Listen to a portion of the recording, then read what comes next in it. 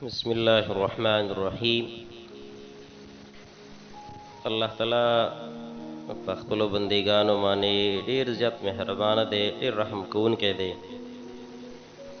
به حیثیت یو مسلمان مونږ ته په خپل ژوند باندې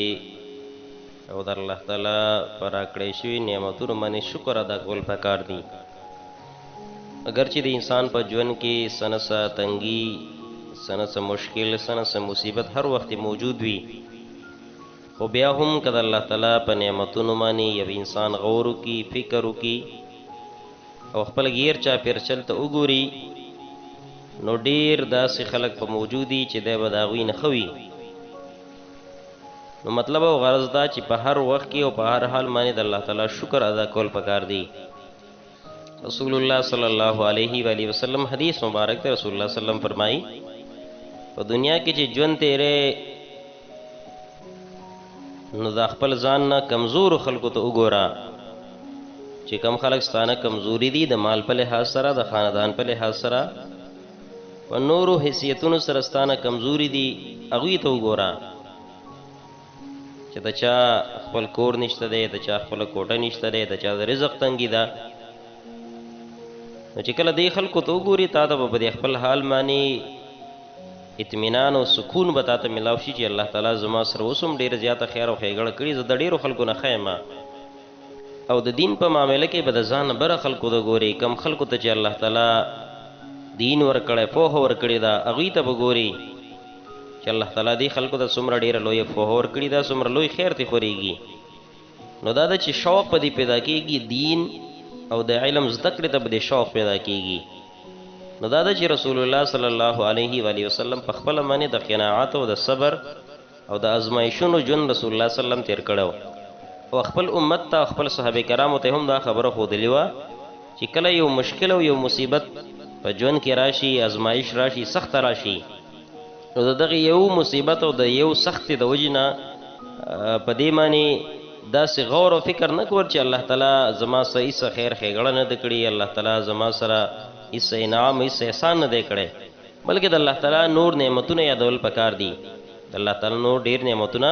هغه یادول پکار دي. نو دا ده چې کله انسان په خپل ژوند باندې، په خپل غیر چاپېرچل باندې په دې باندې غور وکړي، فکر وکړي، نو ډېر داسې څیزونه به دی په خپل نظر باندې ویني،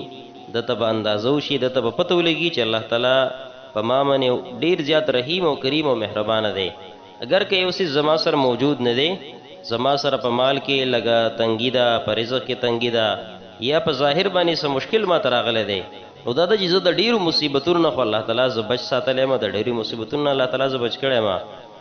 مور پلار موجود دي، بچي موجود دي، په صحت باندې سړی روغ دی، سترګې روغې دي، نظر روغ دی. نو دا ده چې د الله تعالی د نعمتونو د هغې که یو انسان سوچ او فکر وکړي چې د الله تعالی نعمتونه شمارل غواړي،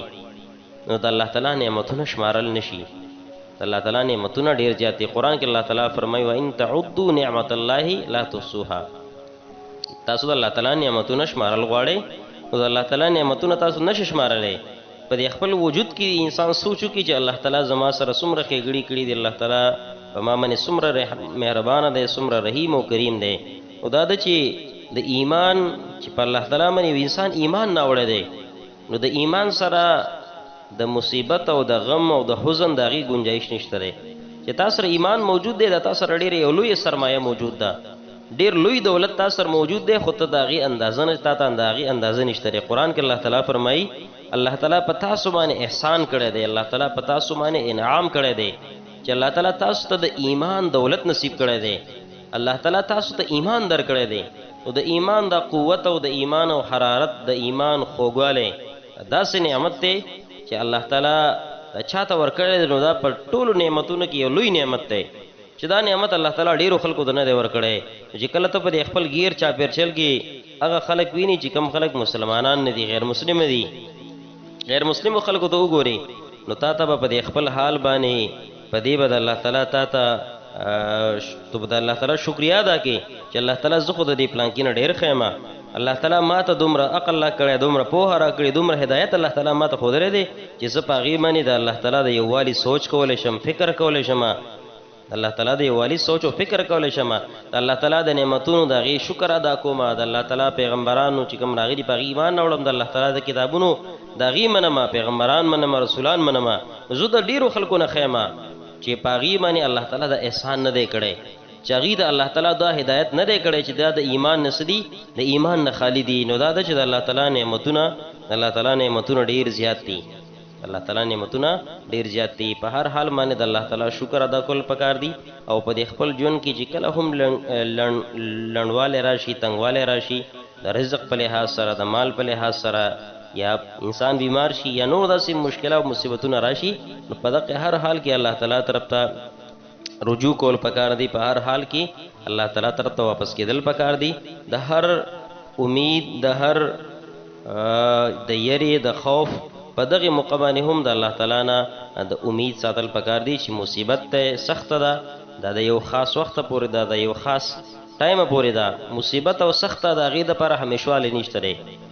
مصیبت او د سختي دپاره همیشوالی نشته، دا به خامخا ختمیږي. خو دا ازمایش دی، دا امتحان دی، او ازمایش او امتحان دا د همیشه دپاره نه وي، بلکې دا د لږ وخت دپاره وي. چې کله ازمایش راشي، کله امتحان راشي، کله مشکل راشي،